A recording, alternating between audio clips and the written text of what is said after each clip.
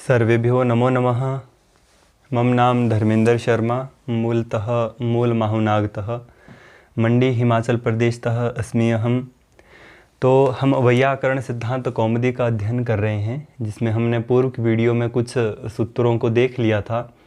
अब इस वीडियो में भी हम कुछ आगे के सूत्रों को देखेंगे। हम वैयाकरण सिद्धांत कौमुदी व लघु सिद्धांत कौमुदी का सम्मिलित अध्ययन कर रहे हैं, जिसमें कि हम संज्ञा प्रकरण को देख रहे हैं। पूर्व की वीडियो में संज्ञा प्रकरण के हमने कुछ सूत्रों को देखा था। अब आज की वीडियो में भी हम कुछ सूत्रों को देखने की कोशिश करेंगे। ठीक, तो पूर्व की वीडियो की बात करें, उसमें हमने अंत का विषय प्रत्याहार निर्माण देखा था।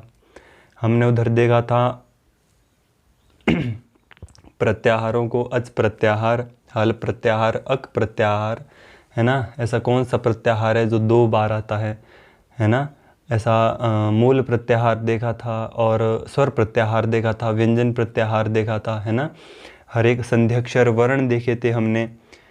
तो अब इस वीडियो में हम मूलतः स्वरों के बारे में देखेंगे। तो स्वर प्रत्याहार कौन सा था? अच प्रत्याहार। जो अच प्रत्याहार है उसमें क्या है? समस्त स्वर हैं। ठीक, तो इस वीडियो में यह वीडियो जो है पूरी की पूरी अच से रिलेटेड ही है। क्यों? जैसे कि परीक्षाओं में प्रश्न बनते हैं कि अ के भेद बताइए, निम्नलिखित में से अ के भेद हैं। तो अ जो है 18 प्रकार का होता है। ठीक, लरी 12 प्रकार का होता है। क्यों 12 प्रकार का होता है ना? उसके नीचे से लेकर ऊपर तक वो 18 प्रकार का कैसे होता है? ठीक, लरी कैसे 12 प्रकार का होता है, 18 प्रकार का क्यों नहीं होता है ना। ऐ होता है, 12 प्रकार के होते हैं। जितने संध्यक्षर वर्ण हैं, कौन कौन से संध्यक्षर वर्ण हैं? ए, ऐ, ओ और औ। ये क्या है? संध्यक्षर वर्ण है। तो ये जो है इनके भी भेद होते हैं। जैसे कि ए जो है 12 प्रकार का रहता है, ऐ भी 12 प्रकार का रहता है। तो वो होता कैसे है, इन सब चीज़ों के बारे में हम इस वीडियो में जानेंगे। इसमें हम केवल और केवल स्वरों के बारे में ही जानेंगे और स्वर 18 प्रकार का कैसे बनता है, अ 18 प्रकार का पूरा नीचे से लेकर कहाँ से, ह्रस्व से लेकर अनुनासिक तक, उसको हम संपूर्ण देखेंगे। ठीक, जैसे कि हम उकालो अज ह्रस्व दीर्घ प्लुतः, उदात्त अनुदात्त स्वरित, है ना, अर्धम ह्रस्वम किम भवति। ठीक, जैसे उदात्त कैसे होता है, अर्ध ह्रस्व कैसे होता है, अनुनासिक, इन समस्त सूत्रों को जो है हम इसमें देखेंगे। ठीक, जो आप स्क्रीन में देख रहे हैं, इन समस्त सूत्रों को जो हम इस वीडियो में देखेंगे। ये समस्त सूत्र जो है अचों को सिद्ध करते हैं। ठीक, कि भाई अ जो है 18 भेद जो होते हैं, तो कैसे होते हैं उसके 18 भेद। ठीक है, लरी के कैसे 12 भेद होते हैं, नीचे से क्यों 12 भेद ही होते हैं, 18 भेद क्यों होते हैं, उस बारे में ये पूरी जानकारी जो है हमें देंगे। ठीक, अब इसमें प्रथम सूत्र आता है उ कालो अज ह्रस्व दीर्घ प्लुतः। अब इसमें ये आज का ये प्रथम सूत्र है। देखो, ये ह्रस्व दीर्घ प्लुत संज्ञा विधायक सूत्र है। कभी भी आपको अलग से प्रश्न आए कि ह्रस्व संज्ञा विधायक सूत्र, ये अलग अलग तरह से आए, ह्रस्व संज्ञा विधायक सूत्र, दीर्घ संज्ञा विधायक सूत्र या फिर प्लुत संज्ञा विधायक सूत्र, तो वो कौन रहेगा? उ कालो अज ह्रस्व दीर्घ प्लुतः। ठीक, या फिर आपको समस्त एक ही में ही आ जाए कि ह्रस्व दीर्घ प्लुत संज्ञा विधायक सूत्र कौन सा है, तो वो उ कालो अज ह्रस्व दीर्घ प्लुतः यह रहेगा। ठीक, देखो, हम सूत्र से ही समस्त ज्ञान लेने की बात देख रहे थे कि भाई हमें सूत्र देखने से ही पूरा ज्ञान हो जाना चाहिए। वृत्ति तक हम, मतलब वृत्ति तक होने से पहले ही हमें सूत्र में पूरी की पूरी बात का पता, अनुमान हमको लग जाना चाहिए। तो क्या कह रहे हैं? उ काल, उ काल, भाई उ का समय, अचों में क्या रहेगा? ह्रस्व दीर्घ प्लुत संज्ञा वाला रहेगा।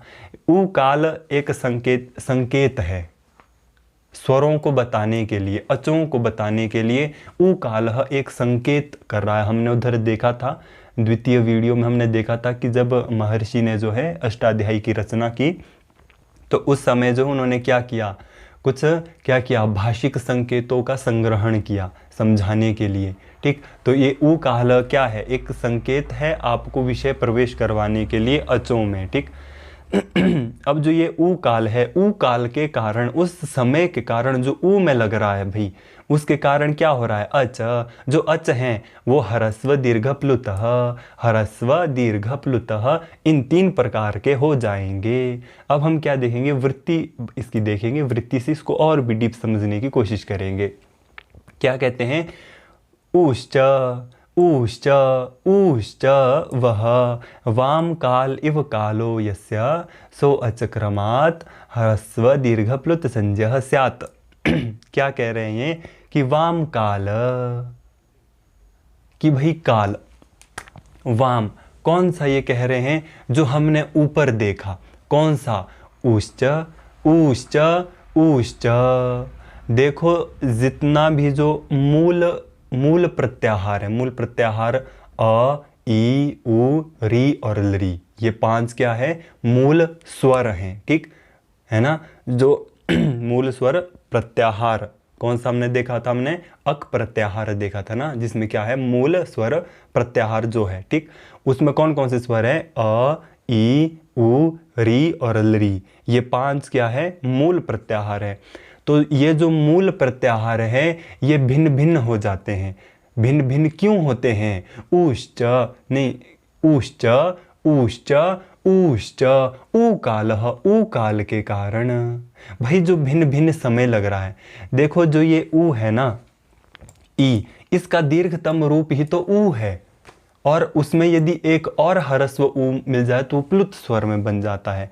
तभी यहाँ पर क्या कह रहे हैं व्याख्या में, एक मात्रा, द्विमात्रा और त्रिमात्रा। यदि क्या हो, इनका क्या हो, उच्चारण काल के समान उच्चारण काल है। क्या समझे, देखो जो अ होता है, क्या होता है, अ, ठीक। अब जो अ होता है वही क्या होता है, अब अ जमा अ जब आपस में मिल जाते हैं तो अ का दीर्घतम रूप बनाते हैं। वो दीर्घतम रूप क्या है, आ, क्या है वो दीर्घतम रूप, आ है वो, ठीक। जो आ है उसमें 2 ह्रस्व हैं, क्या है उसमें 2 ह्रस्व हैं, ठीक। इसीलिए 2 ह्रस्व आपस में मिलकर उस अ का ही क्या बना रहे हैं, दीर्घतम रूप बना रहे हैं, ठीक। अब उसमें एक और अ और मिल जाए तो उसमें क्या होगा, उनका प्लुत उच्चारण होगा, प्लुत काल में उनकी मात्राएं होंगी। अब इसको हम अच्छे तरीके से समझते हैं। देखो ऊ कालः से यहाँ पर कहने का ये अर्थ नहीं है कि भाई केवल ऊ का ही ह्रस्व दीर्घ प्लुत होगा, नहीं, इधर क्या बोला कि ऊ कालो अच, ऊ काल संकेत दे रहा है किसके लिए, अच के लिए, कि भाई अच में भेद पैदा हो जाएगा। क्यों भेद पैदा होगा, ऊ कालः उसके काल के कारण, भाई समय के कारण, यानी कि जो उसका उच्चारित स्वर है उसके कारण उसमें भेद पैदा हो जाएगा। अ सिर्फ एक प्रकार का नहीं रह जाएगा व्यंजनों की तरह, है ना। जब इससे अगली वीडियो जो है व्यंजन पर ही आधारित होने वाली है, ठीक। वह अच क्या हो जाएगा, उस समय के कारण भिन्न हो जाएगा। भिन्न कैसे होगा, ह्रस्व दीर्घ प्लुत, इन 3 आधारों पर क्या हो जाएगा, वह भिन्न भिन्न हो जाएगा। यहां देखो क्या लिखा है अर्थात एक मात्रा वाले स्वर की ह्रस्व, 2 मात्रा वाले स्वर की दीर्घ और 3 मात्रा वाले स्वर की प्लुत संज्ञा होगी। समझ गए। देखो अ है, हम अ का उच्चारण देखो अ, आ, जैसे यहाँ पर दे रहे हैं कि ऊ, ठीक। आपको क्या बता रहे हैं कि भाई वह अच क्या हो जाएगा, उसमें भेद हो जाएगा। क्यों, उसमें समय लगने के कारण। उसमें समय अत्यधिक भी लग सकता है, जिसमें अत्यधिक लगेगा, जिसमें सबसे कम लग रहा है, जिसमें केवल 1 मात्रा का काल लग रहा है, यानी कि सबसे कम लग रहा है, उसकी क्या होगी भाई, ह्रस्व संज्ञा होगी। जिसमें ह्रस्व से थोड़ा सा ज्यादा समय लग रहा है, जिसमें 2 मात्राएं लग रही है, ह्रस्व से जो 2 गुना है, उसको क्या हो जाएगी, दीर्घ संज्ञा हो जाएगी। 2 गुने में यदि एक और भी आ रही है भाई, है ना, तो वो क्या हो जाएगी, त्रिमात्रा हो जाएगी, उसकी क्या होगी, प्लुत संज्ञा होगी। ये सिर्फ आपको यही कह रहे हैं। देखो अब मैं आपको एक अच्छा सा उदाहरण देता हूँ ताकि आप इस टॉपिक को डीप से समझ जाए। ठीक, हम देखते हैं राम, राम क्या है, एक शब्द है। ठीक, राम एक क्या है, शब्द है। इसी तरीके से इसका उच्चारण होता है। अब देखो भेद कैसे पैदा कर रहा है अ, क्यों यहाँ पर आपको समझाया जा रहा है कि ऊ कालह, काल लगने के कारण उस अच में भेद हो जाते हैं, ह्रस्व दीर्घ प्लुत इन आधारों पर। अब भेद पैदा हो रहा है उसमें, कैसे, अब देखो राम, जब हमने क्या कहा राम, अब देखो जो र में स्थित आ है, अब उसका आप उच्चारित समय देखो कि उसमें कितना समय लग रहा है। फिर देखो म में जो स्थित अ है उसमें कितना समय, उच्चारित समय लग रहा है। दोनों में कितना भेद है, कितना भेद है, तो बहुत भेद है ना, 2 गुना भेद है। हम क्या कैसे बोलते हैं राम, जब रा को हम कितना आवाज दे रहे हैं और म में स्थित अ को हम कितनी आवाज दे रहे हैं। ठीक है, इसमें बहुत भेद है ना। जो हम म में स्थित अ है उसमें केवल हम ह्रस्व का उपयोग कर रहे हैं, यानी कि सबसे न्यूनतम समय का उपयोग हम उसमें कर रहे हैं। परंतु वही जो र में स्थित आ है, रा है, उसमें जो आ है उसके लिए हम क्या है, अ से 2 गुना समय का उपयोग कर रहे हैं। ठीक है, हमें जब आप इसका उच्चारण करेंगे तो आपको स्पष्ट प्रतीत हो जाएगा कि जो राम है उसमें जो र में स्थित आ है और म में स्थित अ है उनमें कितना बड़ा भेद है ना। वही आपको यहाँ बताया जा रहा है। अच्छा भाई, यदि अचों में तो भेद होता है, हम ये समझ रहे हैं कि स्वरों में तो भेद होता है, अच्छा भाई व्यंजनों में क्यों नहीं होता है? तो देखो अब आप व्यंजन, किसी भी शब्द को देखो, किसी भी शब्द को आप, स को देखो, स, अब आप जो हलंत स का उच्चारण करो, आप स, आप हलंत स का आप समय के आधार पर आप उसका उच्चारण कर ही नहीं सकते भाई। इसीलिए तो अचों की बात आई कि केवल अचों में भेद पैदा होगा। यहाँ पर हलों की बात क्यों नहीं की इन्होंने? ठीक, हलों की बात क्यों नहीं की? क्योंकि उसका भाई उच्चारण ही नहीं होगा। देखो संस्कृत को साइंटिफिक लैंग्वेज यूं ही नहीं कहते हैं, ये जैसा लिखा है वैसा ही इसको बोलते हैं। इंग्लिश भाषा की तरह नहीं है कि लिखते कुछ और है बोलते कुछ और है, नहीं। जैसा इन्होंने लिखा है शास्त्रों में, सटीक प्रैक्टिकल भी उसी भांति होता है। ठीक है, यहाँ पर उकालह अच क्यों बोला गया, अच हल क्यों नहीं बोला गया, है ना। प्रश्न उठा दे क्यों, जब आप हलों का उच्चारण करेंगे तो हल, जो हलंत स को अब आप लंबा खींचो, हलंत स को, हलंत च को, हलंत क को, हलंत प को, हलंत त को आप खींचो कितना खींच सकते हो आप उसको। परंतु यदि उसमें पीछे अ लग जाए, हम करेंगे स, हम तो लंबा खींच सकते भाई, जितना मर्जी खींचो, हैं, फिर तो कितना मर्जी खींच सकते हैं हमारी, है ना। क्या हो जाएगा, दिन बीत जाएगा पर अ नहीं बीतेगा। इसी आधार पर आपको पहले ही समझाया जा रहा है कि भाई वो जो अच है उसमें जो आप उच्चारण कर रहे हैं ना, उसमें जो उच्चारण आप कर रहे हैं वो समय के आधार पर भिन्न भिन्न हो जाता है।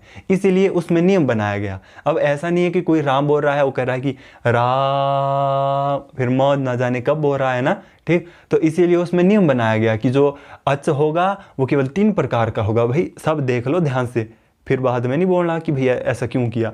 अच क्या होगा, 3 प्रकार से हो जाएगा। पहले ही क्या हो जाएगा, 3 प्रकार से हो जाएगा। ह्रस्व होगा, दीर्घ होगा, प्लुत होगा। फिर आप उसको प्लुत से ज़्यादा खींचेंगे तो हमारे को फिर शिकायत मत देना कि भैया ऐसा क्यों किया, है ना। ये आपको पहले ही बोल दे रहे हैं, इस बात को पहले ही आपको क्या कर रहे हैं, ये क्लियर कर दे रहे हैं। ठीक, अब इस बात को आप सम्यक प्रकार से पूरा समझ गए होंगे कि ये आखिरकार बोलना क्या चाहता है। ठीक है, यहाँ पर हम इसको और भी अच्छे तरीके से देखेंगे। कहाँ, यहाँ देखो देखो यहाँ पर क्या है, देखो ह्रस्व अच। ठीक, ये मात्रा के आधार पर है भाई, समय लग रहा है ना, जब अ को बोलने में उसमें समय व्यतीत हो रहा है, उसी समय के आधार पर ये क्या कर रहे हैं, इन्होंने 3 भेद उसके बांट दिए, ह्रस्व, दीर्घ और प्लुत, ये 3 भेद बांट दिए। अब जो अ, ई, उ, री और लरी जो मूल स्वर है भाई, जो मूल स्वर क्या है, वे क्या होंगे, ह्रस्व अच होंगे। और जो दीर्घ है भाई, जिसमें क्या है, ह्रस्व 2 बार है, ठीक, वे क्या हो जाएंगे, दीर्घ अच होंगे। ठीक, अब तीसरा आया इसमें प्लुत अच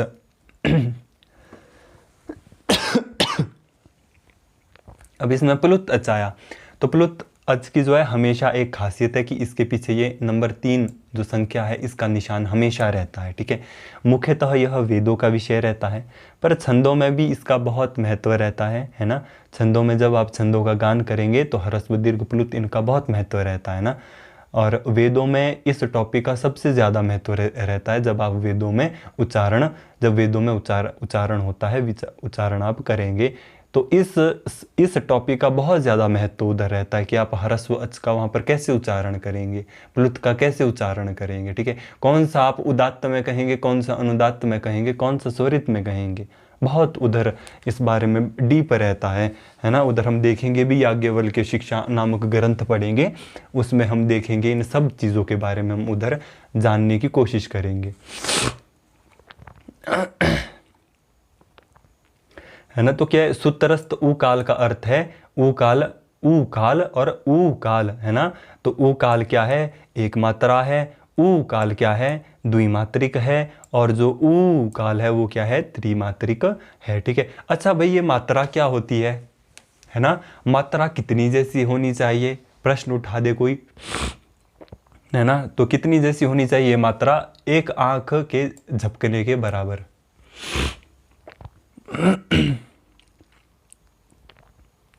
देखो, जब भी हम आंख को झपकाते हैं, देखो दिन में हम कितनी बार आंख को झपकाते हैं ना, दिन में हम कितनी बार आंख को झपकाते हैं। तो क्या हमें मालूम पड़ता है कि भाई हम आंख को झपकाए जाते हैं, किसको अनुभव होता है कि भाई हम आंख झपका रहे हैं ना। दिन में एक बार होश सधता है, पता लगता है कि आंख भी झपका रहे हैं ना। तो अब आंख झपकाने में जितना समय लगता है, जितना समय क्या लग रहा है, आंख को झपकाने में लग रहा है, वही समय मात्रा काल बोला जा रहा है। देखो, जब बारिश होती है, बरसात का मौसम होता है, बिजली आती है मेघ से, वो बिजली जितने समय तक रहती है, वो बिजली जितने समय तक रहती है, केवल उतना समय जो है मात्रा काल हो रहा है, ठीक। और जैसे नीलकंठ पक्षी का स्वर है, अब नीलकंठ पक्षी तो कहाँ मिलेगा, है ना। पर अब देखो, मैं साधारण, पीछे मैंने आपको उदाहरण दिया था राम का, है ना। अब मैं राम का उच्चारण करता हूँ, आप समय बताना मेरे को कि कितने समय तक मैं उच्चारण कर रहा हूँ उसमें अच होगा, राम। अब आप मुझे बताओ, जब मैंने राम बोला तो म में स्थित जो अ है, ह्रस्व अ है, वही क्या है, मात्रा है, एक मात्रा है। अब बताओ कि उसमें मैंने कितना समय लगाया, राम। अब पूरे एक राम शब्द को बोलने में मैंने 1 सेकंड का समय लगाया होगा मिनिमम।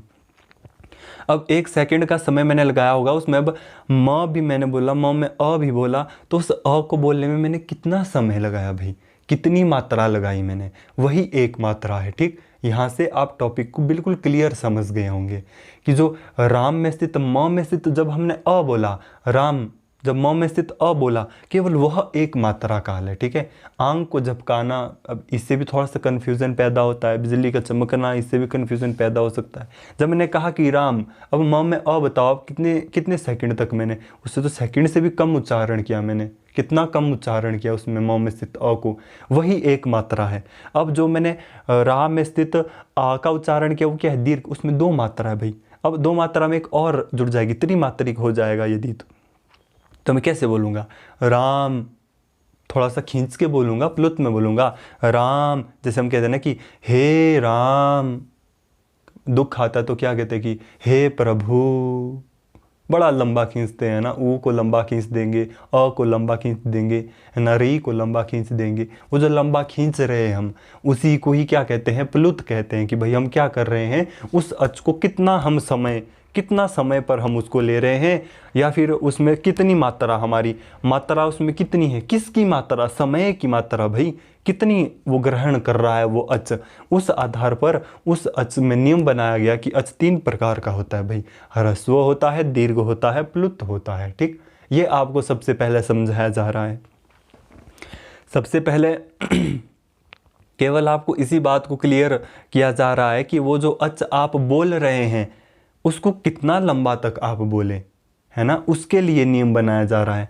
फिर आपको नियम बताया जाएगा, अच्छा आपने उसको लंबा तो खींच लिया, अब भाई आप खींच कहाँ से रहे हो, अब उन स्थानों को आपको बोल दिया जाए कि उदात्त अनुदात्त स्वरित, कहाँ से खींच रहे हो उसको आप, है ना।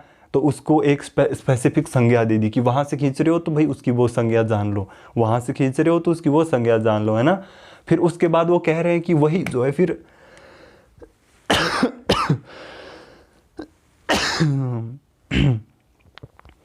वही क्या हो जाएगा फिर, अनुनासिक और अनुनासिक के आधार पर भाई फिर से भेद पैदा हो जाएगा।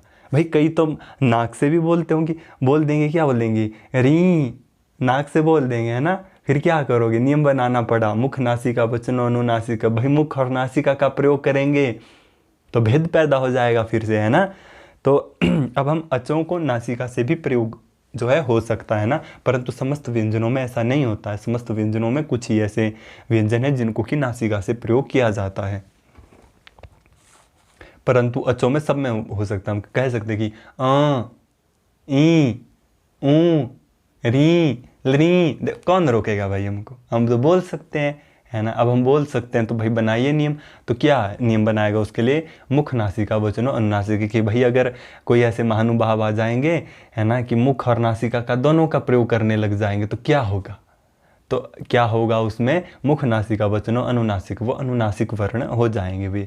हम देखेंगे समस्त। पर सबसे पहले किस बात को आपको क्लियर किया गया इसमें, कि सबसे पहले भाई आप उच्चारण समझ लो, समय का ज्ञान आप समझ लो कि भाई कितना लंबा खींच रहे हो आप।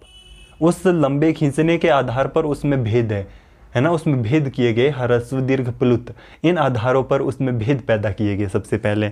फिर उसमें जब भेद पैदा कर दिए, अब वो कहेंगे कि भाई ऊपर से बोल रहे हो तो उदात्त हो जाएगा, नीचे से बोल रहे हो अनुदात्त हो जाएगा, दोनों का संयोग से बोल रहे हो, दोनों को सम्मिलित बोल रहे हो तो स्वरित हो जाएगा। वैसी बात आगे करेंगे। देखो उदाहरण दिया हुआ इधर, कोयल का उदाहरण दिया हुआ है ना।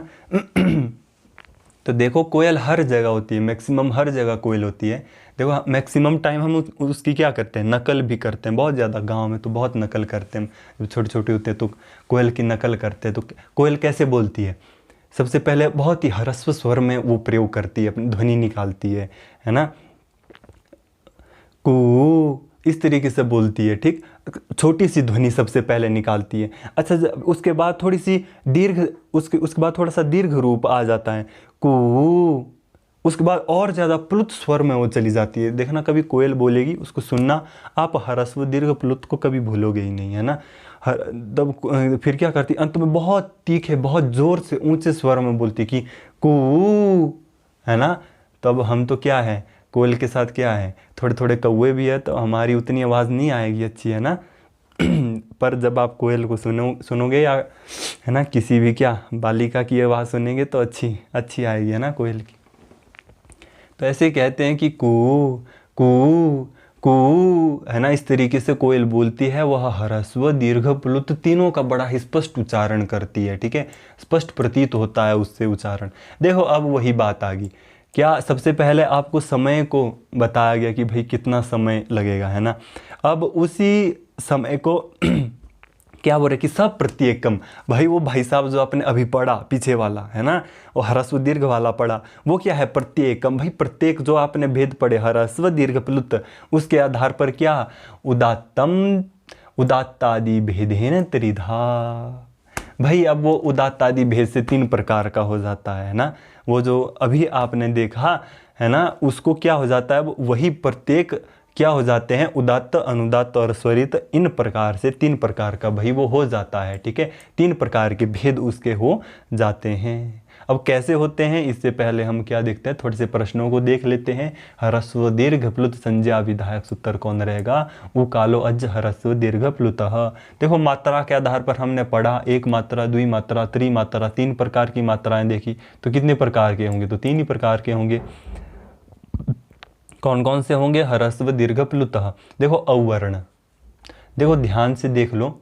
देखो हमने यहाँ पर आपको एक टॉपिक को बताया भी नहीं, है ना। देखो लरी जो होता है ना, लरी में देखो ध्यान दो, जो यहाँ पर लरी वर्ण है, क्या उसका दीर्घतम रूप है, नहीं, परंतु उसका कौन सा रूप है, लरी वर्ण का प्लुत रूप तो है, परंतु क्या है, दीर्घतम कोई भी रूप नहीं होता है। इस बात को आपको ध्यान में रखना है, ठीक है। अ ई उ और री, इनका दीर्घतम रूप और प्लुत, ये तीनों प्रकार के होते हैं, ह्रस्व में भी, दीर्घ में भी और प्लुत में भी। परंतु लृ एक ऐसा मूल स्वर है जिसका कि क्या दीर्घतम रूप नहीं होता। ठीक, या तो ये ह्रस्व में इसका उच्चारण होता है या तो इसका उच्चारण प्लुत में होता है, कभी भी इसका उच्चारण दीर्घ अच में नहीं होगा। ठीक, और उसी के साथ साथ जो हमारे संध्यक्षर वर्ण हैं ए ऐ ओ औ, ये कभी भी ह्रस्व नहीं होते। क्यों? क्योंकि ये दो मात्राओं से बने होते हैं, जैसे कि अ और ई से क्या बनेगा ह्रस्व अ, ह्रस्व ई से क्या बनेगा दीर्घ ऐ बनेगा। ठीक, उसी प्रकार से ह्रस्व अ और दीर्घ ई से ऐ बनेगा, जो भी दीर्घतम का ही रूप होता है। ठीक, उसी प्रकार से अ और ई से क्या बनता है ओ बनता है। तो ये जो संध्यक्षर वर्ण हैं ए ऐ ओ और औ, ये कभी भी ह्रस्व नहीं होंगे। देखो एग्जामिनर आपको कंफ्यूज करेगा ऐसे ही छोटे छोटे सवालों को पूछकर। ठीक है, इसी तरीके से आपको कंफ्यूज आपको कर सकता है। देखो आपके पास नॉलेज होगी तो परीक्षा का फिर महत्व नहीं रहता उतना। अगर आपके पास नॉलेज नहीं होती है तो फिर आप किसी भी किताब को पढ़ लो, जो भी प्रतियोगी परीक्षाएं की किताबें होती हैं उनमें डायरेक्ट क्या दिया होता है विषय दिया होता है, ये छोटे टॉपिक को थोड़ी ना उधर समझाया हुआ रहता है। इसीलिए मूल ग्रंथों का अध्ययन करके ही सबसे ज़्यादा फ़ायदा है यदि आपको एग्ज़ाम को क्रैक करना है। अगर आपको टाइम पास करना है तो कोई भी मार्केट से किताब उठा लीजिए और उसको पढ़ना शुरू कर लीजिए, है ना। क्योंकि हमें नहीं लगता जिस हिसाब से आज का कंपटीशन है वो आपको मदद कर पाएगा वहाँ पहुँचने के लिए जहाँ आप पहुँचना चाहते हैं। ठीक है, आप मूल ग्रंथ का अध्ययन करेंगे इस तरीके से तो आप क्या कर पाएंगे, किसी भी परीक्षा को आप आराम से उसको क्रैक कर पाएंगे यदि आप मूल ग्रंथ का अध्ययन करेंगे तो। क्योंकि जो प्रतियोगी परीक्षाओं की पुस्तकें होती है उनमें भी क्या होता है मूल ग्रंथ से ही छांट छांट कर चीज़ें उसमें अंकित की होती है, बाकी कोई उसमें महान काम नहीं होता है किया हुआ उन्होंने। सिर्फ जो मूल ग्रंथ होता है उससे इंपॉर्टेंट चीज़ें वहाँ पर कलेक्शन की होती है बस। आप क्या करो डायरेक्ट मूल ग्रंथ पढ़ो, उसी में ही आपको फ़ायदा है। क्यों? क्योंकि जब आप JRF जैसे बड़े एग्ज़ाम की तैयारी भी करेंगे तो वहाँ आपका मूल ग्रंथ का ज्ञान ही काम आएगा, प्रतियोगी परीक्षाओं का ज्ञान काम वहाँ नहीं आने वाला है। तो औ क्या है दीर्घ है भाई, है ना, ऊपर हमने जान लिया औ क्या है दीर्घ रहेगा। तो ह्रस्व मात्रा के आधार ह्रस्वादि मात्रा के आधार पर, देखो इस तरीके से भी आ सकता है प्रश्न कि मात्राओं के आधार पर अच कितने भेद होते हैं, तो 3 ही भेद होते हैं भाई। मात्राएं 3 हैं, एक मात्रा द्विमात्रा त्रिमात्रा, और उसी में ही क्या है एक मात्रा को ह्रस्व कहते हैं, द्विमात्रा को क्या कहते हैं दीर्घ कहते हैं, त्रिमात्रा को प्लुत कहते हैं। ठीक, तो इसमें कन्फ्यूज होने कोई बात नहीं है। मात्रा के आधार पर आएगा तब भी अच 3 प्रकार का है, ह्रस्वादि भेद के आधार पर आएगा तब भी अच 3 प्रकार का रहेगा। यदि समय के आधार पर आ जाए कि भाई पूछ ले कि समय के आधार पर कितना होगा, तब भी क्या रहेगा 3 प्रकार का ही रहेगा। क्यों? ह्रस्व दीर्घ प्लुत, इन 3 समय लगने के कारण, ऊ काल के कारण भाई, ऊ काल संकेत के कारण। ठीक।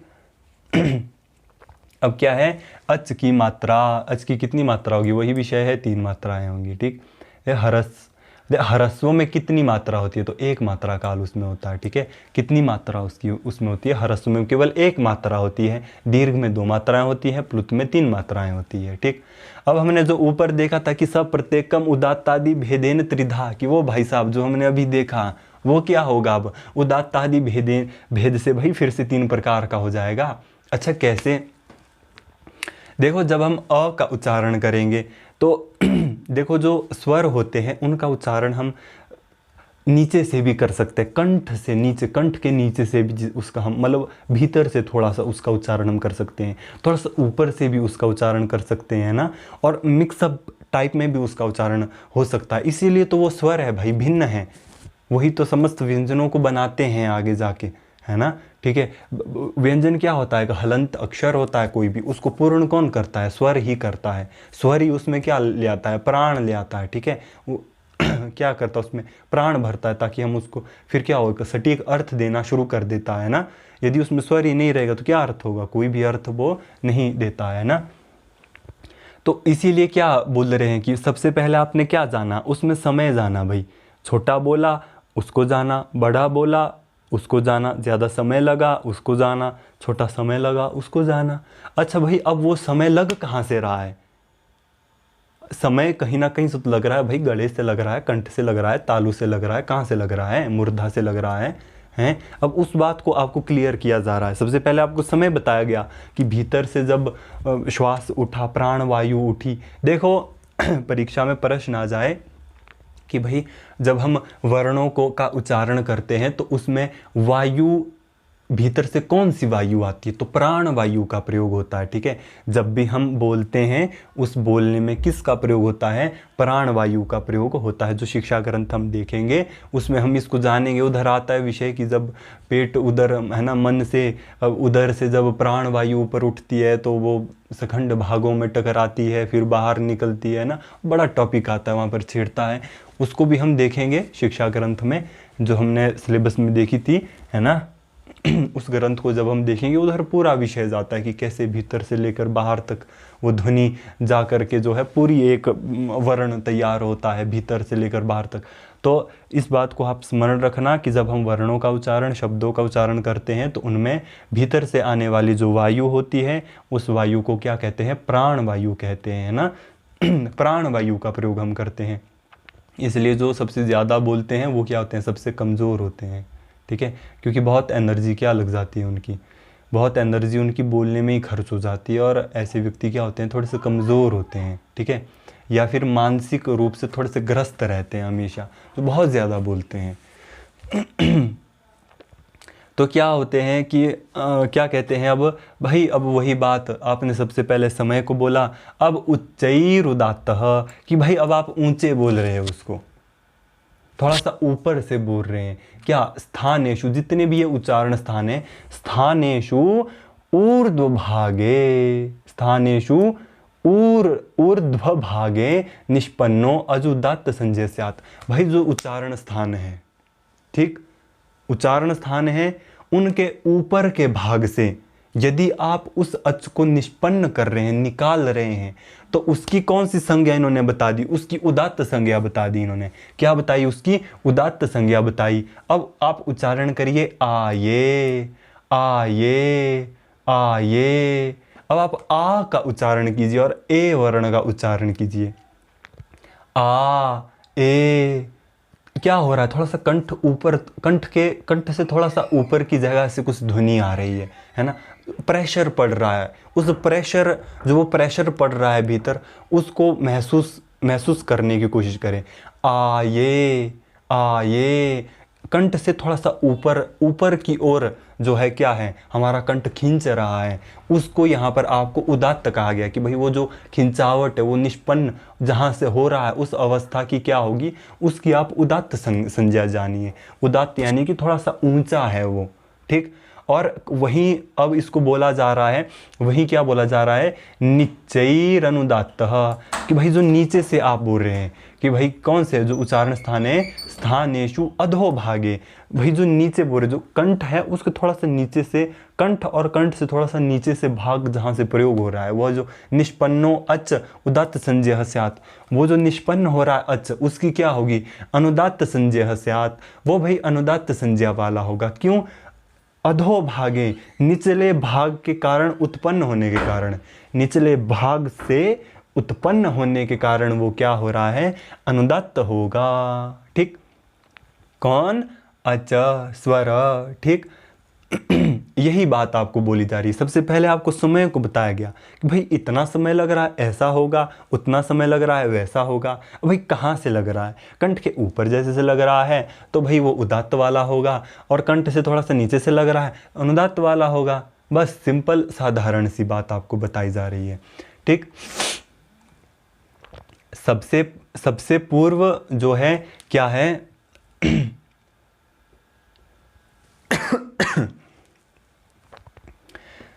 सबसे पूर्व हमने क्या देखा? उसके ह्रस्वादि भेद देखे। अब हमने उसके क्या देखे? अच के उदात्त और अनुदात्त दो प्रकार के भेद देखे।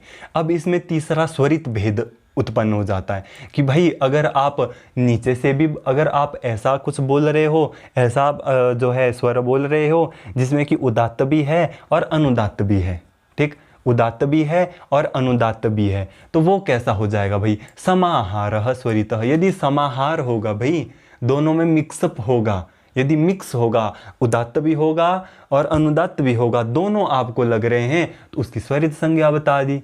क्या बोल रहे हैं कि उदात्त अनुदात्त वर्ण धर्मो, ये जो वर्ण धर्म है भाई दोनों जो हमने अभी पढ़े, उदात्त और अनुदात्त, क्या होगा, समाह्रियते। यदि भाई इकट्ठा हो जाएंगे दोनों तो क्या होगा, यस्मिन् सोच, उस अच में इकट्ठा हो जाएंगे तो स्वरित संज्ञा स्यात्, तो उसकी क्या हो जाएगी भाई, स्वरित संज्ञा उसकी हो जाएगी। इसमें क्या है, कंफ्यूज नहीं होना है, दोनों इकट्ठे हो जाएंगे तो स्वरित, ऊपर से बोला उदात्त, नीचे से बोला अनुदात्त, दोनों इकट्ठा बोला स्वरित।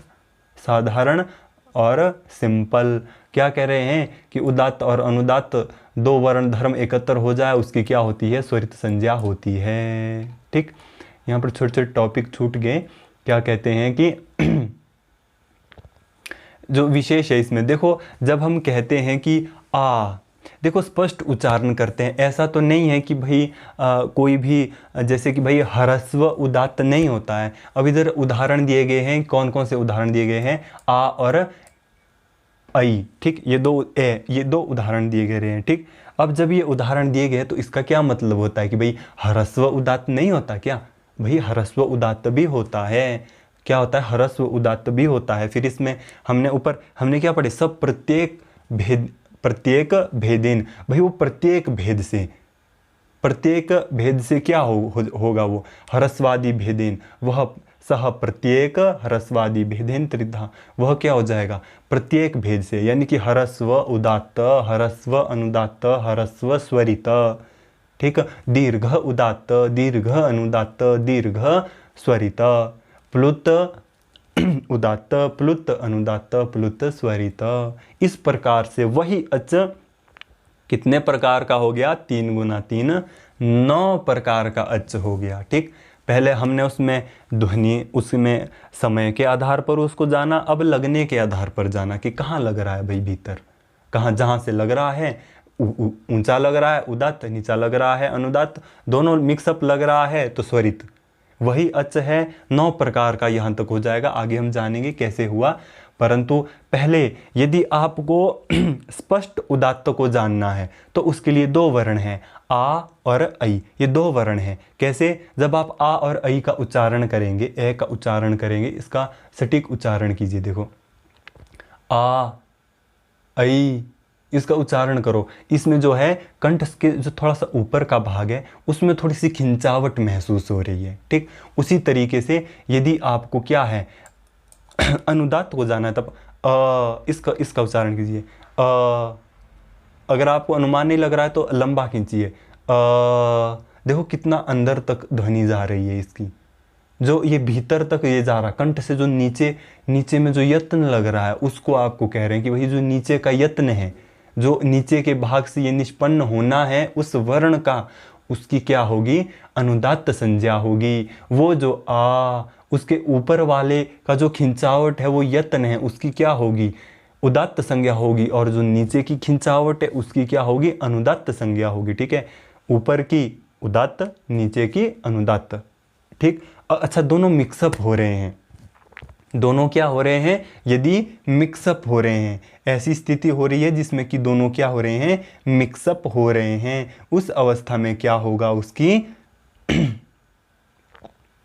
स्वरित संज्ञा होगी। क्या होगी, उसकी स्वरित संज्ञा होगी। समाहारः स्वरित। अब देखो यहाँ पर आपको स्पष्ट तरीके से समझ में आ जाएगा, है ना।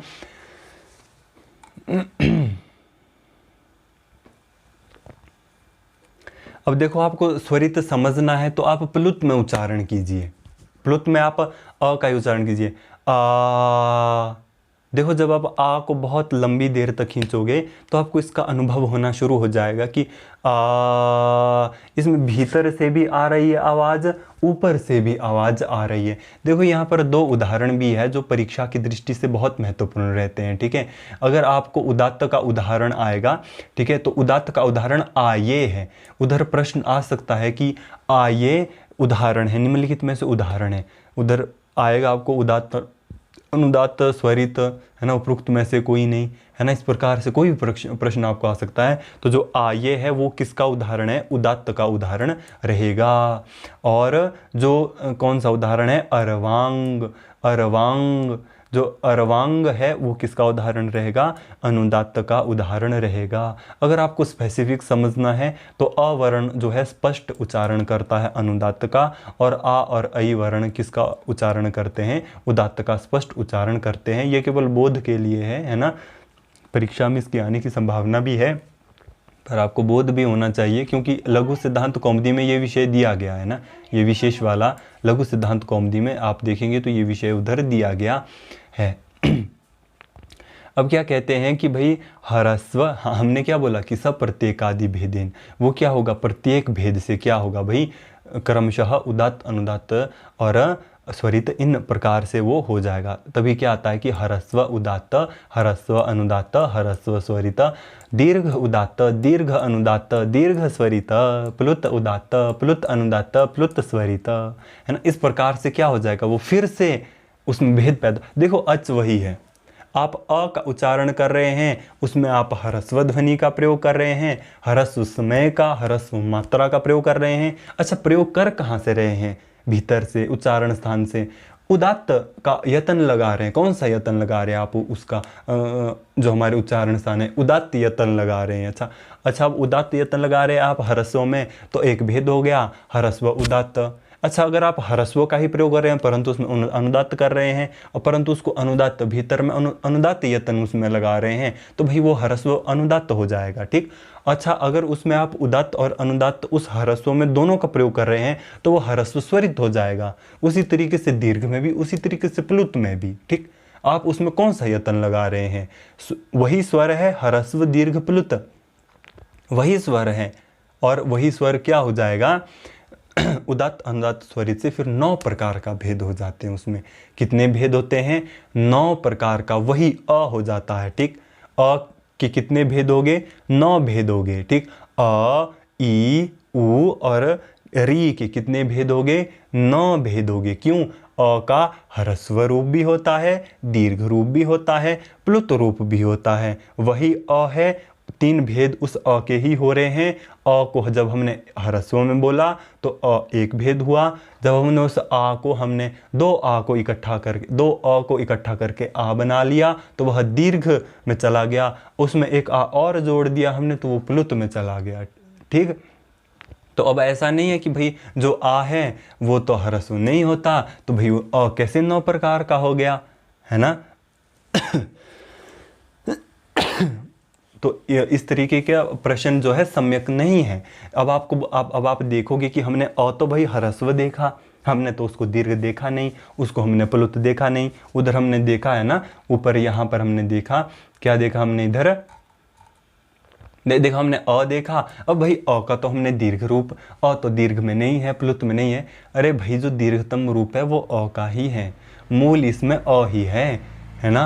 अ यदि अ ही ना होगा तो आ नहीं होगा भाई। अ और अ के अ और अ जब इसमें 2 मात्राएं जुड़ रही है तो इसमें आ बन रहा है, जब इसमें प्लुत मात्राएं जुड़ रही है तो ये प्लुत हो रहा है भाई, वो अ ही है। ठीक। इसको भिन्न प्रकार से कंफ्यूज होने की इसमें आवश्यकता नहीं है। ठीक है। तो क्या हो जाएगा वह? इसीलिए क्या हो जाएगा वह?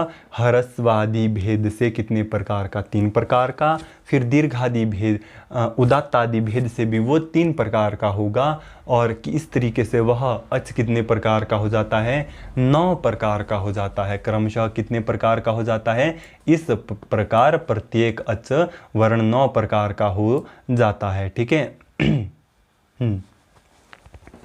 समझ गए ना? यहाँ तक आप टॉपिक को समझ गए। सबसे पहले क्या बताया गया आपको? समय बताया गया कि भाई इतना समय बोलेंगे तो ऐसा होगा, इतना समय बोलेंगे तो ऐसा होगा। अच्छा, जो आप समय लगा रहे हैं उसको कहाँ से लगा रहे हैं भाई? आप कंठ के नीचे के भाग से लगा रहे हैं, है ना। कंठ में थोड़ी सी नीचे की ध्वनि, नीचे का यत्न लग रहा है, अनुदात्त होगा। अनुदात्त अच का प्रयोग आप कर रहे हैं, ह्रस्व अनुदात्त का कर रहे हैं, दीर्घ अनुदात्त का कर रहे हैं, प्लुत अनुदात्त का कर रहे हैं।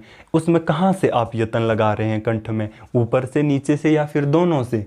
कहाँ से आप जो वो यत्न लगा रहे हैं उसी आधार पर उसको क्या आप जाने, उदात्त अनुदात्त स्वरित प्रकार का जाने।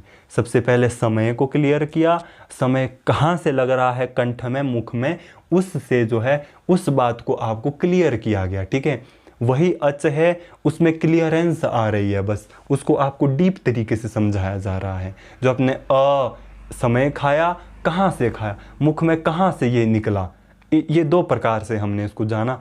इस प्रकार से जो अ है वो अ कितने प्रकार का हो गया, 9 प्रकार का हो गया। कैसे, ह्रस्व उदात्त, ह्रस्व अनुदात्त, ह्रस्व स्वरित दीर्घ उदात्त, दीर्घ अनुदात्त, दीर्घ स्वरित प्लुत उदात्त, प्लुत अनुदात्त, प्लुत स्वरित। इस प्रकार से क्या हो गया, वो अ 9 प्रकार का हो गया। ठीक, आ कितने प्रकार का, आ नहीं सॉरी ई कितने प्रकार का हो गया, 9 प्रकार का हो गया। ऊ कितने प्रकार का हो गया, 9 प्रकार का हो गया।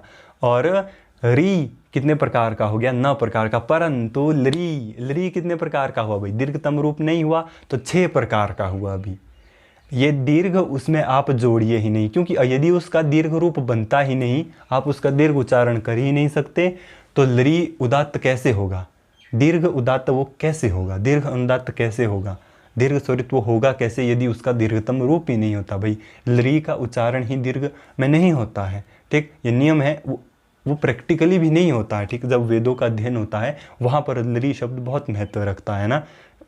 लौकिक संस्कृत में भी महत्व रखता है, पर उतना नहीं जितना वैदिक संस्कृत में जो है महत्व रखता है। तो कैसे होता है उसका, दीर्घतम जब रूप होगा ही नहीं तो ये 3 काट दो, तो वो कितने प्रकार का होगा, 6 प्रकार का वो होगा, है ना। री वर्ण और हमारे संध्याक्षर वर्ण भी ए ऐ ओ औ, वो भी कितने प्रकार के हुए, 6 प्रकार के हुए, 9 प्रकार के नहीं हुए। क्यों, क्योंकि री वर्ण का दीर्घतम रूप नहीं होता है और संध्याक्षर वर्णों का ह्रस्व रूप नहीं होता है, अतएव उनमें क्या है, ये ह्रस्व वाले क्या हो जाएंगे, कट हो जाएंगे, और लरी में क्या हो जाएंगे, दीर्घ वाले कट हो जाएंगे। इस तरीके से उनमें क्या हो जाएंगे, 3 3 6 3 3 6 6 प्रकार के वे होंगे। परंतु अ ई उ और लरी ये कितने प्रकार के हो गए, 9 प्रकार के हो गए। अब थोड़े से प्रश्नों को जान लेते हैं। क्या कहते हैं कि उदात्त संज्ञा वर्ण अच्छा किस भाग से जो है उच्चारित होता है, तो जो उच्च भाग से होता है वह क्या होता है, उदात्त होता है ना। वो ऊपर से होगा, उदात्त होगा। देखो वर्ण का जब हम, इस शब्द का जब हम उच्चारण कर रहे हैं तभी कुछ ऐसा प्रतीत हो रहा है, उदात्त यानी ऊपर वाला, ऊंचा। तो ठीक, क्या हो, किस भाग से उच्चारित होता है, उच्च भाग से उच्चारित होता है ना। उदात्त संज्ञा, उदात्त संज्ञा जो है किन किन वर्णों की होती है, ऐसा नहीं आएगा। मेन पॉइंट इसमें जो है, मूल विषय को हमने समझने के लिए किया है ये, कि जो आ और ऐ है उससे क्या होता है, उदात्त की स्पष्ट ध्वनि हमें प्रतीत होती है। ठीक है, स्पष्ट जो है हमें प्रतीत होता है, आ और ऐ से हमें स्पष्ट उदात्त जो है प्रतीत होता है ना। और ये क्या है, अच्छा निम्न भाग से कौन पैदा होता है, अनुदात्त होता है। ठीक, अब अवर्ण की क्या होती है, अनुदात्त। अवर्ण से हम स्पष्ट अनुदात्त का ज्ञान कर सकते हैं ना। ये क्या है, उदात्त अनुदात्त स्वरित संज्ञा किन की होती है, स्वरों की होती है, अचों की होती है। स्वर यानी अच की होती है। ठीक है, समस्त अक की नहीं होती है। देखो अक में कंफ्यूज नहीं होना कि अक की होगी। उदात्त अनुदात्त जो है स्वरित, ये तीनों किसकी होती है, क्या बोलते हैं, ये तीनों किसकी होती है, अचों की होती है। परंतु ह्रस्व दीर्घ प्लुत ये भी अकों की नहीं होती है, अचों की होती है। इसमें क्या होता है, ए ऐ ओ औ ये वर्ण का भी इनमें ग्रहण होता है, संध्याक्षर वर्णों का भी ज्ञान होता है। क्योंकि संध्याक्षर वर्णों को भी हम लंबा खींच सकते हैं। हम कह सकते हैं कि ऐ, अब कहते जाओ आप पूरा दिन बीत जाएगा, पर ऐ क्या होगा, नहीं बीतेगा, है ना। तब उदात्त और अनुदात्त यदि दोनों वर्ण धर्मों को एकत्रित किया जाए तो क्या घटित होता है, स्वरित घटित होता है। ये दोनों को मिक्सअप किया जाए तो क्या हो जाएगा, समाहार। दोनों का समाहार किया जाए तो क्या घटित होगा, स्वरित, स्वरित घट जाएगा भाई, है ना। अच्छा, अब आपको इनमें अब वो 18 प्रकार का होगा। देखो अब हम वही अच है, ठीक, वो 18 प्रकार का होता है। कैसे, नाक के कारण। अब हम उसका उच्चारण कर सकते हैं। हम बोल सकते हैं कि भाई अच्छा भाई आपने अब बड़ा बन रहे हैं अपने आप को। आपने बता दिया हमारे को कि भाई 3 प्रकार का ऐसे हो जाता है, 3 प्रकार का वैसे हो जाता है। अच्छा चलो प्रैक्टिकली वो हो भी रहा है, हम मान रहे हैं आपकी बात को, ठीक है। जो आपने बताया अभी तक हमने समझा, उसको जाना अच्छी प्रकार से और उसको माना भी हमने कि भाई हाँ ऐसा होता है, ठीक।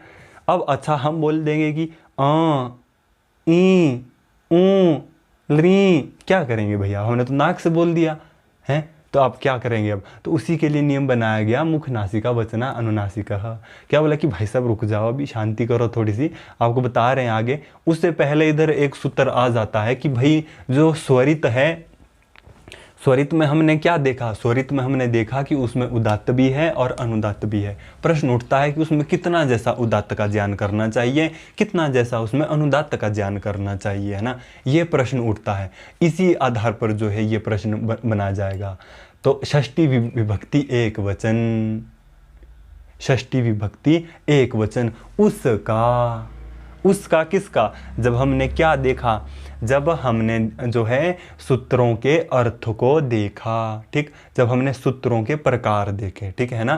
क्या देखे हमने, सूत्रों के प्रकार देखे, और क्या देखा हमने, सूत्रों के अर्थ भी देखे हमने, ठीक है। हम सूत्रों को जानने के लिए हमने क्या देखे, उनके अर्थ भी देखे। वो कैसे देखे हमने, उधर एक अर्थ नाम का भेद आता है ना। देखो दूसरी वीडियो बहुत इंपॉर्टेंट है, जो सामान्य ज्ञान वाली बहुत इंपॉर्टेंट है। उधर हमने जब हमने सूत्रों के भेद देखे तो वहाँ हमने एक अर्थ नाम का भेद भी देखा। जब उसके ज्ञान के लिए हमने विच्छेद, समास इत्यादि, विभक्ति इत्यादि भेदों को देखा, तो उसमें हमने अर्थ नाम के एक भेद को देखा। जब हमने उधर देखा कि यदि आपको ज्ञान नहीं हो रहा है विषय का, आपको सूत्र आ रहा है परंतु आपको उसमें कन्फ्यूज़न पैदा हो रहा है, आपको उसमें पूरा नियम तो पता लग रहा है परंतु किसका नियम है ये पता नहीं लग रहा है उसमें, तो पूर्व का देखिए, जो आपने पूर्व का सूत्र जाना उसका ही उसमें आगे प्रारूप दिया होगा। उधर हमने इस बात को जाना, तो उसका किसका भाई, है ना, किसका, नानू नानी का, किसका तो उसका जो, जिसका अध्ययन हमने अभी किया पूर्व में, स्वरित का, क्या कह रहे हैं, स्वरित आदितः, उसका क्या होगा भाई, आगे वाला हिस्सा क्या होगा उसका, उदात्त। आगे वाला हिस्सा क्या हो जाएगा, उदात्तम। जो भाई आगे वाला हिस्सा है वो उदात्त होगा, तो क्लियर सी बात है पीछे वाला हिस्सा क्या होगा, अनुदात्त होगा, ठीक है। आपको कह दे कि अब उसमें क्या है, हमने ऊपर बता दिया उसमें कि समाहार, दोनों का समाहार होगा, यदि उदात्त भी होगा अनुदात्त भी होगा तब स्वरित होगा, है ना। अच्छा भाई अब इधर आपको क्या संकेत दिया गया, आदितः उदात्तम, तो सीधी सी बात है पीछे का क्या होगा, अनुदात्त होगा, है ना। तो अर्ध ह्रस्वम, कि भाई उसमें ह्रस्व का ग्रहण व्यर्थ होता है, ठीक है। यदि आप उसको लंबा खींचेंगे, जब आप स्वरित का उच्चारण करेंगे तो स्वरित में ह्रस्व का उतना बोध नहीं होता है ना, उतना बोध नहीं होता उसमें। अब अच्छा कैसे, जैसे कि हम आपको बोल दें, क्या बोलेंगे हम आपको,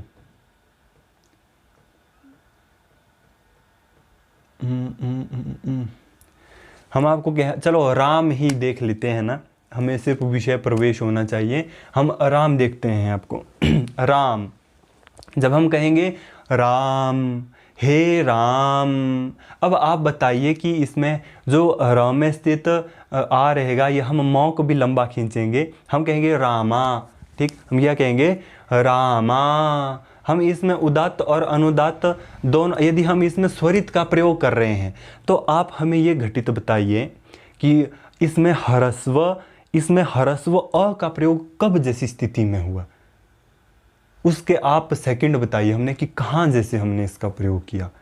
क्योंकि अ क्या है, आ क्या है, ह्रस्व का ही, तो उसमें तो ह्रस्व अ भी रहेगा ना, ह्रस्व अ भी तो उसमें रहेगा जब हम स्वरित का उच्चारण कर रहे हैं, यानी कि हम दोनों ऊपर और नीचे दोनों का प्रयोग कर रहे हैं उसमें, ठीक है। हम कह रहे हैं कि आ, अब आप हमें बताइए कि इसमें ह्रस्व अ आया कहाँ जैसे, उस समय को अंकित कीजिए कहाँ जैसे आया। जब हम देखो, जब हम स्वरित का उच्चारण करते हैं, स्वरित में हम किसी भी छंद का उच्चारण करेंगे, मंत्रों का उच्चारण करेंगे, है ना, श्लोकों का उच्चारण करेंगे, जब हम स्वरित में उच्चारण करेंगे उसमें ह्रस्व निश्चित होता है, परंतु यहाँ कह रहे हैं कि ह्रस्व ग्रहणम अतंत्रम, उसका ग्रहण करना आवश्यक नहीं है भाई।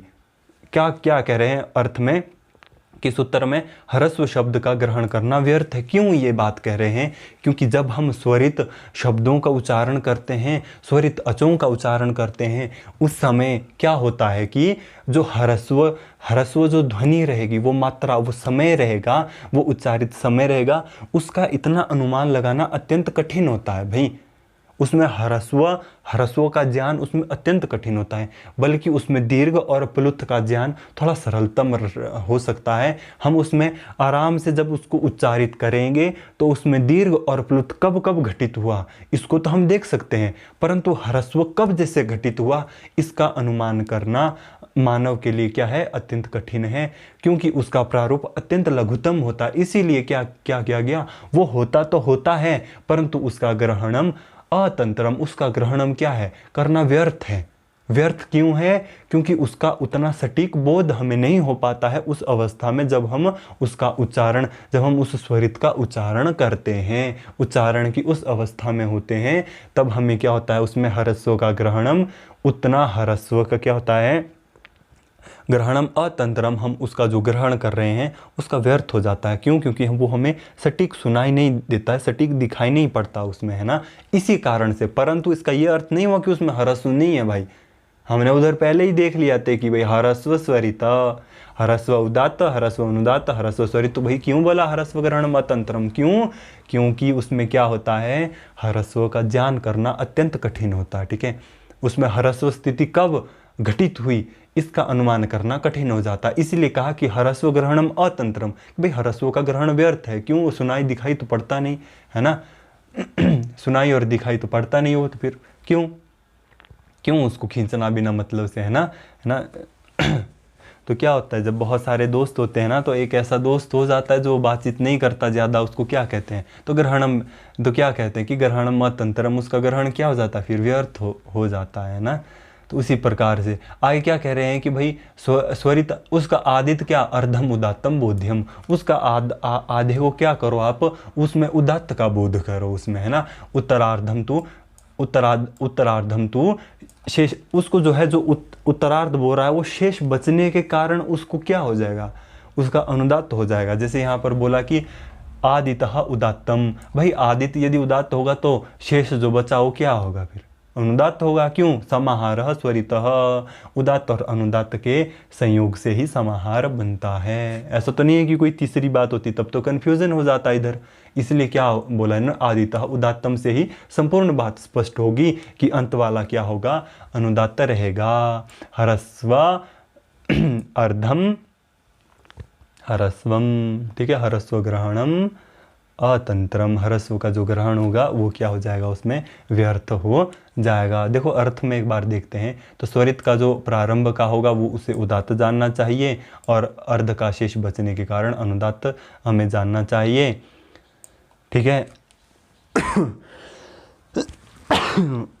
ठीक है, कोई भी प्रश्न उठा सकता था कि भाई स्वरित में हम कहाँ जैसे उदात्त का उच्चारण, कहाँ जैसे हम उदात्त का ज्ञान करें, कहाँ जैसे हम अनुदात्त का ज्ञान करें। तो इन्होंने नियम बना दिया कि आदितः उदात्तम, तो और शेषात अनुदात्तम, कि भाई शेष पहले को जो उसमें शुरुआत का आधा रहेगा उसमें आप उदात्त का ज्ञान करें, और जो शेष का आधा रहेगा उसमें आप अनुदात्त का ज्ञान कीजिए। ठीक, और उसके आगे ये एक नियम भी हमारे को बता रहा है कि भाई अनुदात्त स्वरित परत्वे श्रवणम बोध्यम। क्या कह रहे हैं कि भाई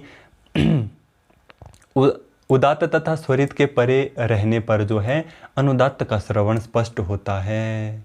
यानी कि भाई जब कोई, यहाँ पर इसमें इसके ये भी दिए गए हैं, ये तो वेद का विषय है, बहुत गहनतम विषय है ये, इतना ज्ञान तो हमें भी नहीं है कि कहाँ इसमें कौन सी चीज़ घटित होती है, परंतु फिर भी जब हम याज्ञवल्क्य की शिक्षा देखेंगे तब हम इनमें सटीक अनुमान लगा पाएंगे इन चीज़ों के बारे में, है ना।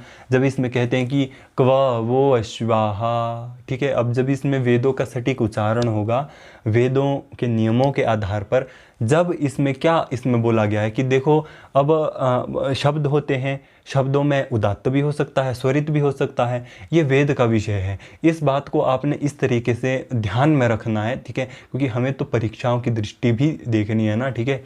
परीक्षाओं से भी क्या रहना चाहिए, हमें हर एक विषय हमारे मस्तिष्क में रहना चाहिए। तो प्रश्न आ जाए कि यदि उदात्त और स्वरित के यदि उदात्त और स्वरित दोनों वर्ण घटित हो जाएंगे तो किसका श्रवण स्पष्ट होता है, उदात्त का या फिर अनुदात्त का? तो उधर जो है अनुदात्त का श्रवण स्पष्ट होता है।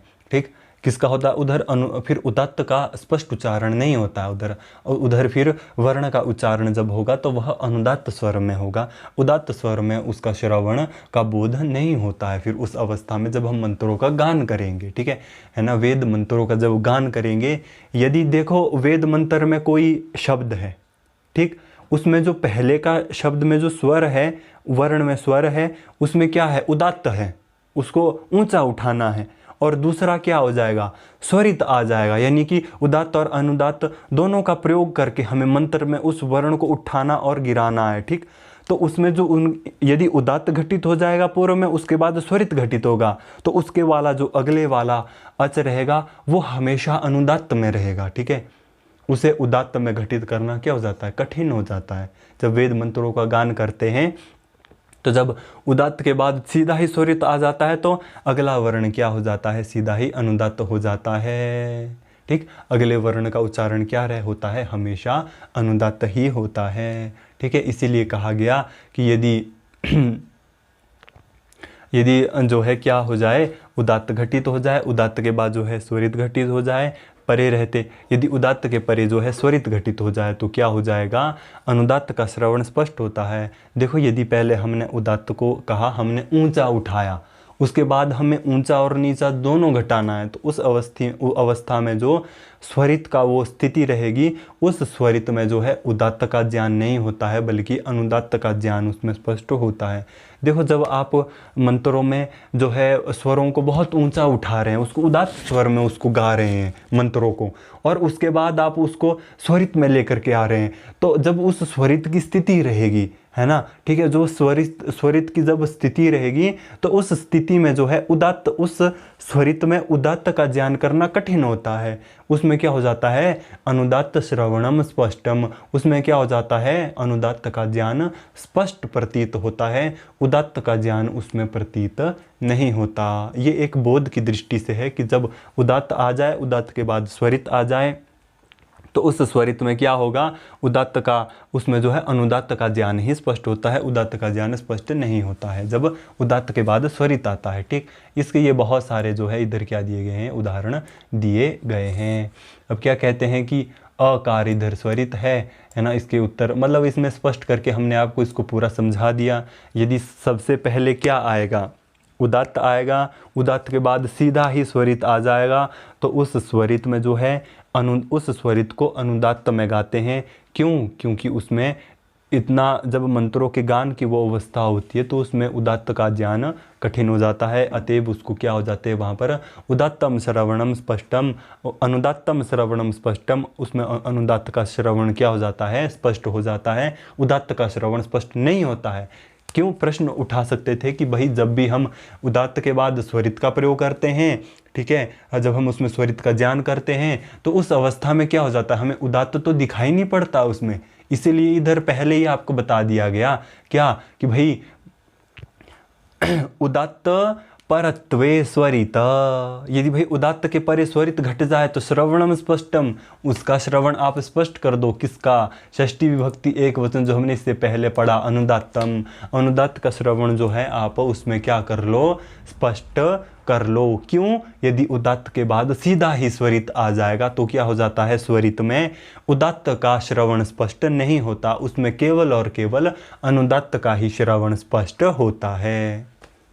समझ गए? ये बीच का विषय जो है टॉपिक को जो है समझाने के लिए था, क्योंकि इसमें बहुत सारे सवाल उठ सकते थे, तो उन सवालों को जो है क्या है मिटाने के लिए जो है इन बातों को आपको उसमें बताया गया। स्वरित में बहुत सारे सवाल उठ सकते थे, इससे क्या हो जाती है, समस्त शंकाएं जो है दूर हो जाती है। ठीक है, अब क्या कहते हैं कि भाई संजातीय अर्थात जो हमने उसके ऊपर देखी, जो हमने वो 9 प्रकार का देखा, हमने वो उच्चारण आधार के उच्चारण और स्थान दोनों के आधार पे जो हमने 9 प्रकार का वो देखा।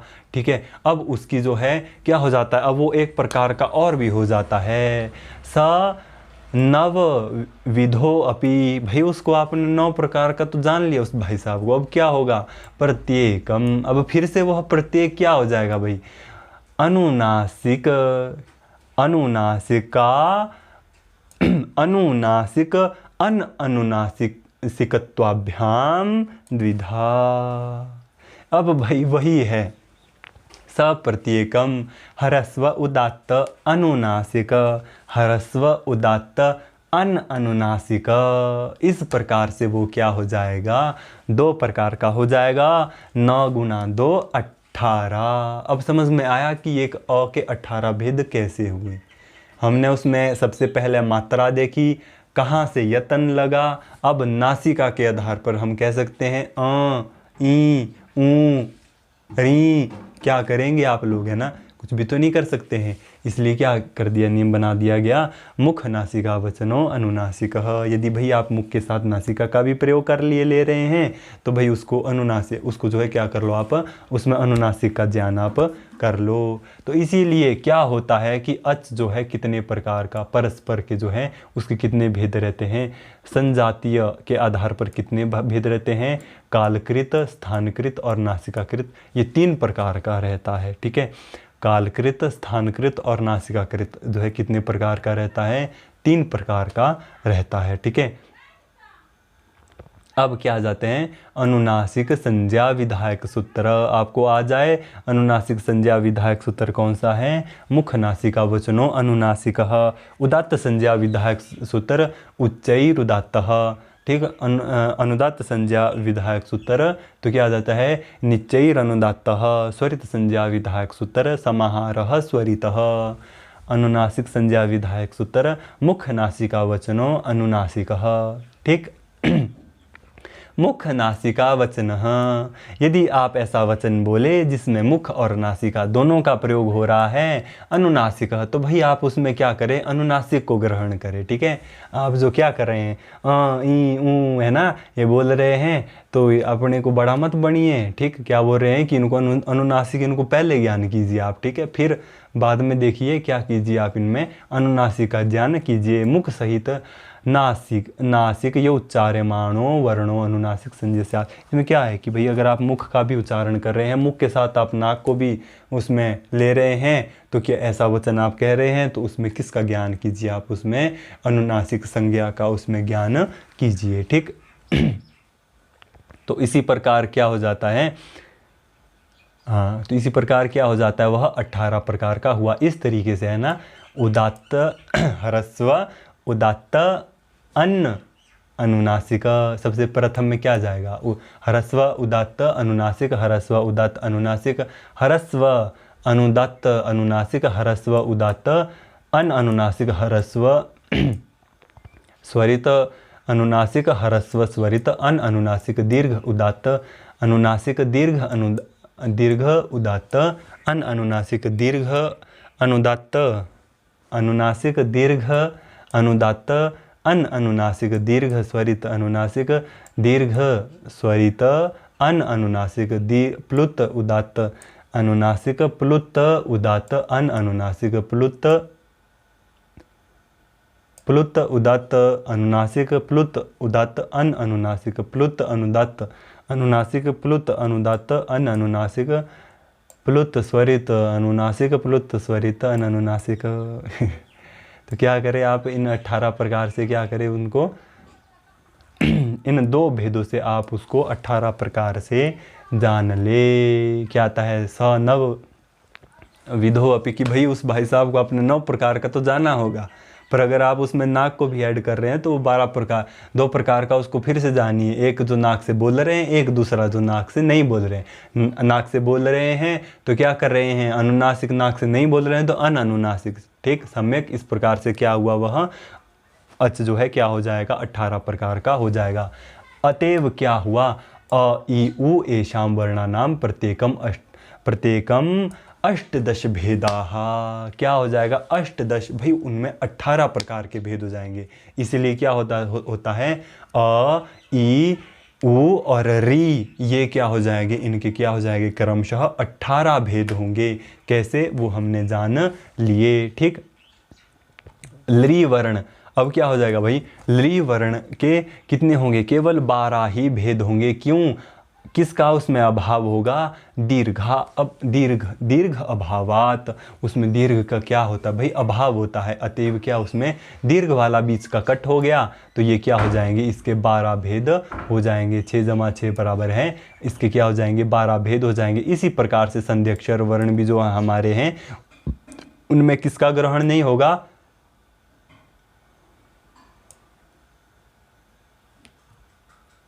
हाँ, उनमें किसका ग्रहण नहीं होगा? इसमें जो है ह्रस्व का ग्रहण नहीं होता है। इधर जो है दीर्घ इधर नीचे दिए गए हैं, तो इसमें क्या होगा? ह्रस्व का ग्रहण नहीं होता है, और इसमें किसका ग्रहण नहीं होता है? दीर्घ का ग्रहण नहीं होता है। अतएव ये कितने प्रकार के हो जाएंगे कि अचाम अपि द्वादश, कि भाई अच भी द्वादश ही होगी। क्यों? ह्रस्व अभावात, ह्रस्व के अभाव होने के कारण क्या हो जाएंगे? वे भी 12 प्रकार के होंगे। ठीक। थोड़े से प्रश्न देख लेते हैं। अब क्या बोलते हैं कि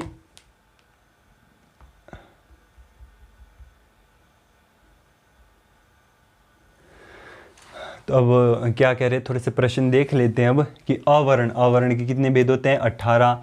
लृ वर्ण में दीर्घ का ग्रहण नहीं होता है। और औवर्ण, इधर वर्ण होगा, औवर्ण के कितने भेद होंगे? तो औवर्ण के 12 ही भेद होंगे, क्योंकि जो संधि अक्षर वर्ण है वो भी 12 ही होते हैं। क्यों? क्योंकि उनमें ह्रस्व का ग्रहण नहीं होता है, और लृ वर्ण में दीर्घ का ग्रहण ना होने के कारण ये क्या होते हैं? 12 प्रकार के होते हैं। तो यहाँ का जो विषय है वो यहीं पर ही समाप्त होता है। देखो, आज का विषय हमने पूर्व में ही आपको बता दिया था कि आज का विषय स्वरों पर है, स्वरों के उच्चारण पर है कि जो अ है उसके 18 भेद क्यों होते हैं, 18 प्रकार से अ का उच्चारण किस प्रकार से होता है। ठीक है, उसको हमने समस्त ह्रस्व से लेकर उसको अनुनासिक अनुनासिक तक जाना, किस प्रकार से जो है अ 18 प्रकार का हुआ। लृ और संधि अक्षर वर्ण कैसे 12 प्रकार के हुए, क्योंकि परीक्षाओं की दृष्टि से मोस्ट इम्पॉर्टेंट टॉपिक है। देखो, संधियाँ सबसे महत्वपूर्ण है। यदि आप संधियों, देखो संधियाँ क्या है? थोड़ा सा है, 22-25 सूत्र हैं, बस ख़त्म। वहीं आप जो है, वहीं जब आप संज्ञा प्रकरण, हम संज्ञा प्रकरण को देख रहे हैं। संज्ञा प्रकरण में कितना है? 22 से 25 सूत्र है। संज्ञा प्रकरण में क्या कर रहे हैं? 22-25 सूत्र लेकर बड़े आराम से 1-2 जो है प्रश्न आपके ठीक हो जाएंगे। वहीं जब आप संधियों को देखेंगे तो क्या होगा? इतना सारा संधियाँ हैं, 5 प्रकार की संधियाँ हैं। तो जब आप उनको देखेंगे, उतने सारे सूत्रों को देखेंगे, तब जाके 2-3 नंबर बनेंगे आपके, है ना। परंतु संधि प्रकरण में क्या है? आराम से 22-25 सूत्र हैं, इनको पढ़ के, इनको अच्छी प्रकार से पढ़ के जो है आराम से 2 से 3 प्रश्न आपके व्याकरण के बिल्कुल फिट हो जाएंगे। परंतु इनमें थोड़ा सा डीप से अध्ययन करना होगा, क्योंकि इनमें गहरे प्रश्न आते हैं। इसी तरीके से प्रश्न आते हैं कि लृ वर्ण जो है, क्यों लृ वर्ण के 12 भेद होते हैं। ठीक है, उसमें किसका ग्रहण नहीं होता है, या फिर लृ साधारण, थोड़ा सा परीक्षा थोड़ी सी साधारण होगी, है ना। ठीक है, तो क्या आ जाएगा उसमें कि भाई लृ वर्ण के कितने भेद होते हैं। इस तरीके से प्रश्न आ सकता है कि लृ वर्ण में किसका ग्रहण नहीं होता है ना, किस मात्रा का ग्रहण नहीं होता है। तो द्विमात्रा का ग्रहण नहीं होता है, दीर्घ का ग्रहण नहीं होता है। ठीक है, ये अतएव उसके आगे कोई भी दीर्घ के रूप नहीं बनेगा। जब दीर्घ द्विमात्रा में उसको बोल ही नहीं सकते, दीर्घतम रूप ही नहीं बनेगा, तो दीर्घ वाले सारे कट कर दो आप उसमें, है ना। तो क्या हो जाएगा उनमें? 18 में 6 कट कर दो, सीधा ही 12 आ जाएंगे, है ना। तो इस प्रकार से जो है वो क्या होते हैं? 12-12 प्रकार के सभी हुए। तो ठीक है, आज जो है हमने अचों को जाना, अचों के उच्चारण के बारे में जो हमने समस्त चीज़ें इसमें जानी, ऊपर से लेकर नीचे तक। अब आप इन विषयों को कभी भी नहीं भूल पाएंगे, और परीक्षा की दृष्टि से ये टॉपिक मोस्ट से भी मोस्ट इम्पॉर्टेंट है ना, अचों वाला टॉपिक। क्योंकि हमें भी परीक्षा में एक बार य का उच्चारण य के भेद आए थे कि य कितने प्रकार का होता है। उसको जब हम आगे इसके बाद जो है क्या व्यंजन ही रहने वाले हैं, जब हमने अचों को देख लिया, उसके बाद व्यंजन, हल इत्यादि, हल जो है समस्त आ जाएंगे, है ना। अब हम उनके उच्चारण स्थान देखेंगे। ये जो उच्चारण स्थान वाला टॉपिक है सबसे ज़्यादा मोस्ट इम्पॉर्टेंट है। ज़्यादातर प्रश्न यहीं से ही आते हैं, क्योंकि ऐसे बहुत कम प्रश्न आते हैं कि भाई ये संज्ञा करने वाला विधायक सूत्र कौन सा है, ऐसे बहुत कम प्रश्न आते हैं। परंतु इस प्रकार से ज़्यादा प्रश्न आ जाते हैं कि लृ वर्ण कितने भेद वाला होता है ना, कितने भेद लृ वर्ण के होते हैं, इस प्रकार से। देखो, अगर आप हमारे जो है व्हाट्सएप ग्रुप में ज्वाइन नहीं हुए हैं, तो आप जो है इस नंबर में जो है हमें मैसेज कर दीजिए, हम आपको व्हाट्सएप ग्रुप में ज्वाइन कर देंगे। देखो वर्तमान में जो है हिमाचल प्रदेश के लगभग 150 विद्यार्थी हमारे साथ जुड़े हैं। इसमें आपको केवल जो YouTube का ज्ञान है वही नहीं मिलेगा, इसके साथ साथ जो है सामान्य ज्ञान के विषय भी वहाँ पर हम अपलोड करते रहते हैं। या फिर आप हमारे इस चैनल में विजिट कीजिए, है ना, ऑफिशियल संस्कृत जिज्ञासा HP में, इसमें भी आप विजिट करेंगे तो पूर्व से लेकर अंत तक की हमने जितने भी टॉपिक उसमें अपलोड किए हैं वो आपको समस्त उधर मिलेंगे। और जो इस वीडियो के PDF है वो भी आपको वहाँ पर देखने को मिलेंगे। अगर आप इस वीडियो के PDF अगर आपको चाहिए तो आपको इस चैनल में जो है और इन ग्रुप्स में जो है आपको मिलेंगे। तो अगर और इन ग्रुप्स में जो है आप इस वीडियो के डिस्क्रिप्शन में दिए, इस वीडियो में जो है डिस्क्रिप्शन भी है, समस्त जितने भी हमारे सोशल मीडिया प्लेटफॉर्म है उस सब के जो है क्या है लिंक्स है, वहाँ से जो है आप क्लिक करके डायरेक्ट जो है ज्वाइन हो सकते हैं। तो ठीक है, धन्यवाद, मिलते हैं फिर नेक्स्ट वीडियो में।